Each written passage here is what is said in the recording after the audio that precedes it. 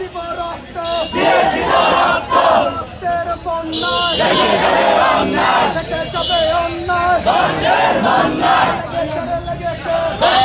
লেগেছে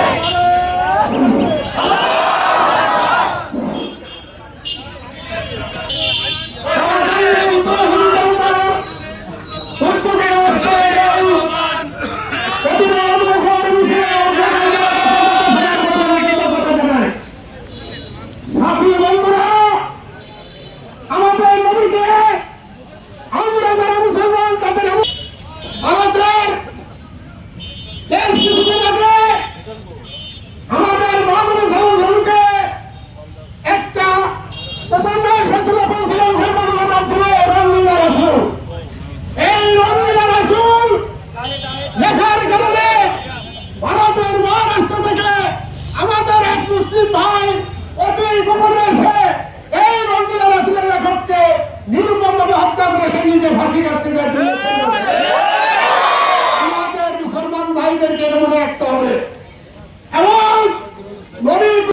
এবং আমরা বর্তমান বাংলাদেশে যারা সরকার আছেন তাদের কাছে এই মুহূর্তে আমরা আবেদন করছি ভারতের দূতাবাসে গিয়ে আমাদের নবী মুহাম্মদ সাল্লাল্লাহু আলাইহি সাল্লামের উপর যারা কটূক্তি করছেন তাদের বিরুদ্ধে তীব্র প্রতিবাদ জানাবো।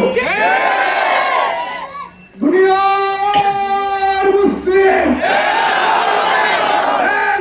লড়াই করো, মূল ভারতের দালালেরা দালালি আর করিস না, নিজের চামড়া থাকবে না, মূল ভারতের দালালেরা হুঁশিয়ার সাবধান।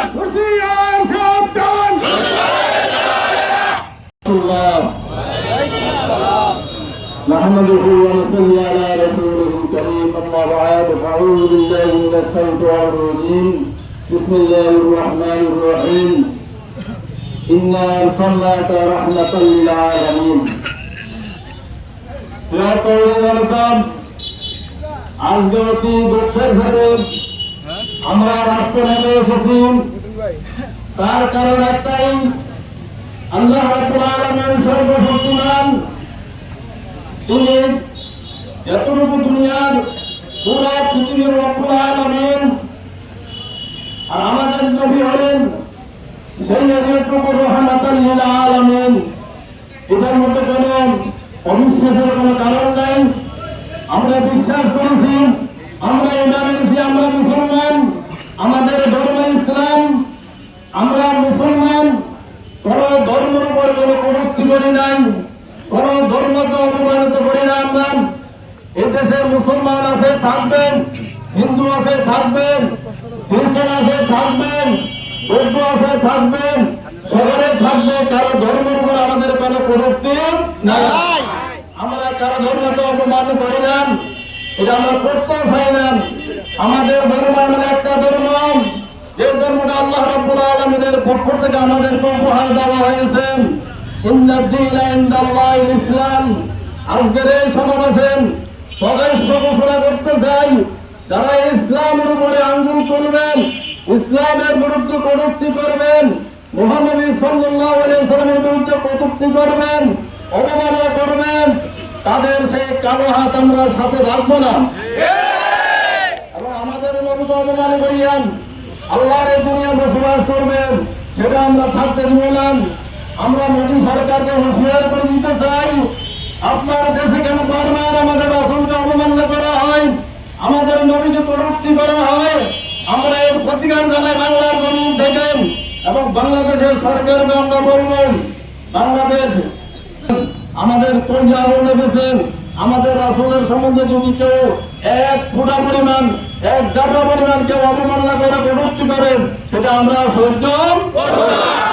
এটার প্রতিকার করি আমরা আজকে এই সমাবেশে যারা উপস্থিত হয়েছেন সকলকে ধন্যবাদ জানাইয়েন। আমার সংক্ষিপ্ত বক্তব্য এখানে শেষ করেছি। আসসালামু আলাইকুম ওয়া রাহমাতুল্লাহ।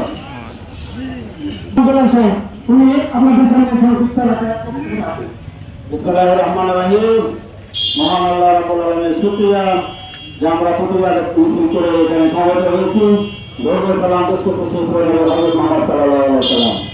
অত্যন্ত দুঃখের সাথে বলতে হয় আজকে সারা বিশ্বের মোহাম্মদ সাল্লাল্লাহু আলাইহি ওয়াসাল্লামের বিরুদ্ধে বিভিন্ন দেশ থেকে কটূক্তি করা হয়। কিন্তু আপনারা এটা খেয়াল করেছেন, আমাদের ওলামায়ে কেরাম, সম্মানিত ইসলামিক স্কলারবৃন্দ কখনো কোনো ধর্মের বিরুদ্ধে অবস্থান নেন নাই। কোনো ধর্মগুরুর বিরুদ্ধে ইসলামিক স্কলারদের কোনো বক্তব্য সারা পৃথিবীতে নাই। সুতরাং আমি বলতে চাই, গুজরাটের হত্যাকাণ্ডের সাথে জড়িত এই মোদী, তিনি নিজেও একজন সন্ত্রাসী, তিনি নিজেও প্রতিবেশী দেশগুলোকে সবসময় অশান্তিতে রেখে তিনি নিজের দেশকে গুছিয়ে নিয়ে চলেছেন। তাহলে আমরা বলতে চাই, রাসূলুল্লাহ সাল্লাল্লাহু আলাইহি ওয়াসাল্লামের জীবনে পবিত্র কোরআনে যেভাবে বর্ণনা করা হয়েছে, তাকে বলা হয়েছে উসওয়াতুন হাসানা, এর মধ্যে কল্যাণ, অনুকরণ আদর্শ। ওই আদর্শ যারা ধারণ করবে তারা দুনিয়া এবং আখিরাতে সম্মানিত হবে। আমরা খেয়াল করে দেখেছেন, পার্শ্ববর্তী দেশ আফগানিস্তান আজকে কি করছে, তারা সেখানে সেখানে বসবাস করে দিয়েছেন। কাজে আমরা রাসূলের অনুসারে, রাসূলের অপমান আমরা সইব না। অবিলম্বে আমরা এর প্রতিকার চাই। আর বাংলাদেশের মুসলমানরা সবসময় অমুসলিমদেরকে নিরাপদে রেখেছে। আপনারা খেয়াল করেছেন কিছুদিন আগে একটা বিশাল একটা গভীর একটা ষড়যন্ত্র তাদেরকে ধন্যবাদ জানাই এবং তাদের সুস্বাস্থ্য মঙ্গল কামনা করে আমাদের শেষ করছি। আসসালামু আলাইকুম ওয়া রাহমাতুল্লাহি ওয়া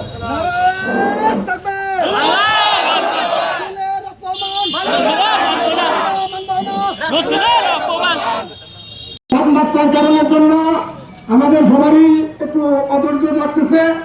আমি আপনারা যারা উপস্থিত হয়েছেন, আগামী দিনে ইসলাম এবং আমাদের আনিমনা আমাদের সকলের উপস্থিতির জন্য আমাদের আয়োজকদের পক্ষ থেকে আমাদের প্রতি কৃতজ্ঞতা জানাচ্ছি, ধন্যবাদ জানাচ্ছি, অভিনন্দন জানাচ্ছি।